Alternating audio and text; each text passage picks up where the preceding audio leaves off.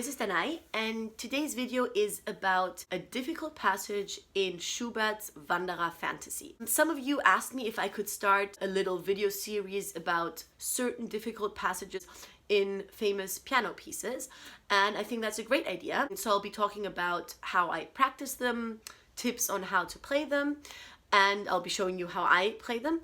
And so I want to start off the series with one pretty famous passage that probably many pianists know, and if you've played Schubert's Wanderer Fantasy, you definitely know which one I mean. It is the octave passage in the first movement. It is one point where many pianists struggle, where I definitely struggled. You have to practice it a lot. And I think that it definitely is important, that's how I approached it, to take it out and practice it separately from all the other stuff in that piece.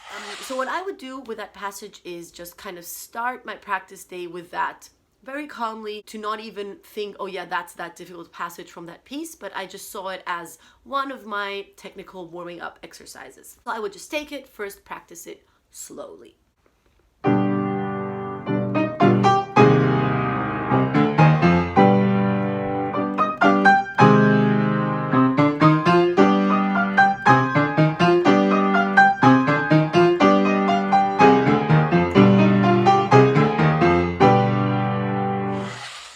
Then the next thing that I would do is just practice it with the thumbs only. So both hands, practice thumbs only, because this is something that always helps with practicing octaves, to just play the thumbs and focus on the thumbs, actually visually, but also mentally and feeling wise, because the thumb is what's going to lead your entire hand through the octaves.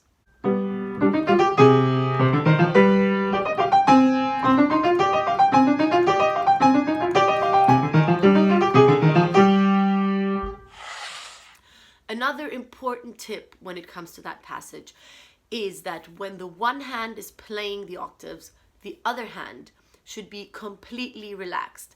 I think that most mistakes happen in that passage because, let's say, while the right hand is playing its 4 octaves, the left hand is already stressing out about its own 4 octaves, and then we start getting confused. So I think it is a great help if you force yourself in your practice to relax on that chord. So in this case, it's the G major chord. Relax on that G major chord while the right hand is playing its 4 octave. Don't even let your hand go somewhere else. Just relax on there.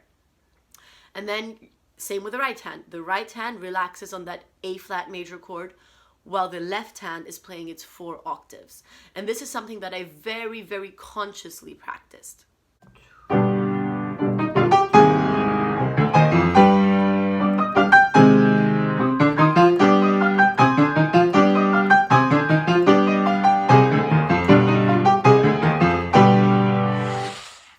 Another way that I practiced that exact thing, the relaxing, is that I played the 4 octaves while the one hand was just holding the chord, and then I did a big break before I reached the next chord, so that my hands are used to really keeping that position before they move on to the next one.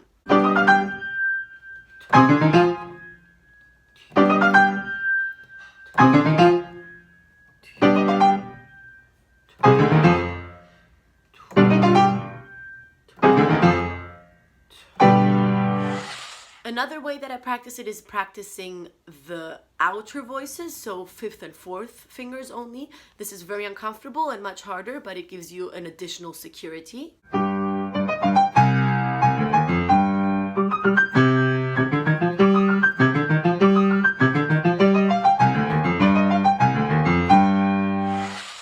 And then another way that I practice this passage is starting out with 2 octaves, then adding 1, 3, adding another one, 4, and then finally the entire 5. And this with both hands.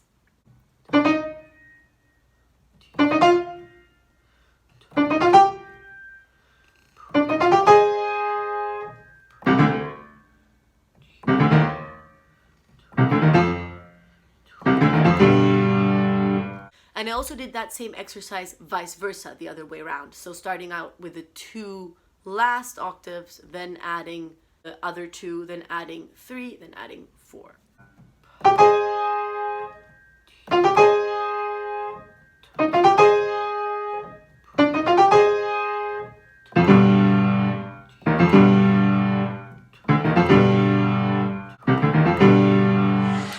then, of course, as always, the gradual tempo increasing is very important. So I would do like a slow tempo, then kind of a middle tempo, then a little bit faster, a little bit faster, a little bit faster. Of course, practicing the hands separately is very important.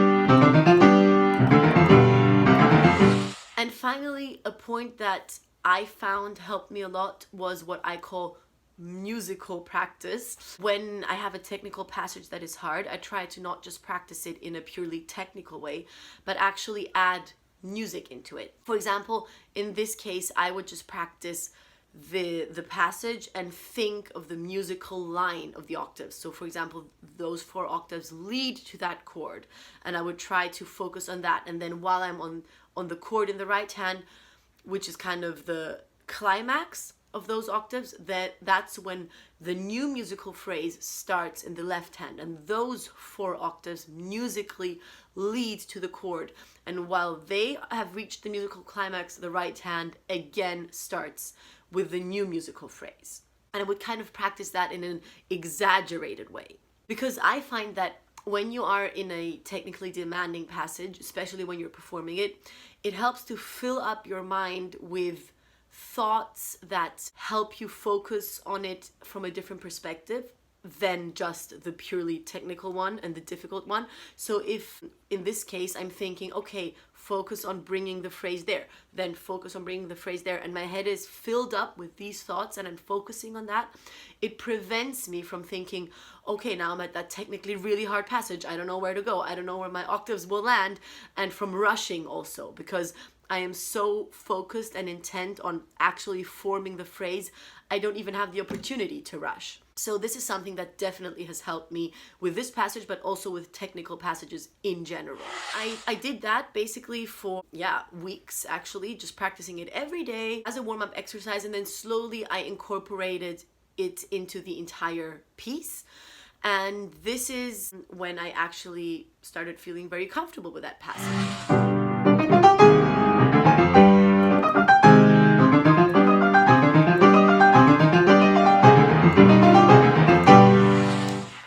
I really hope you enjoyed this first video of hard technical passages in piano literature. Let me know if you want to see other ones, and also, of course, let me know which passages you would like to see. I'm very curious to see which pieces you would like to know how I practice them. So yeah, give me your wish list and I'll see what I can do. And I'll see you again in my next video. Bye!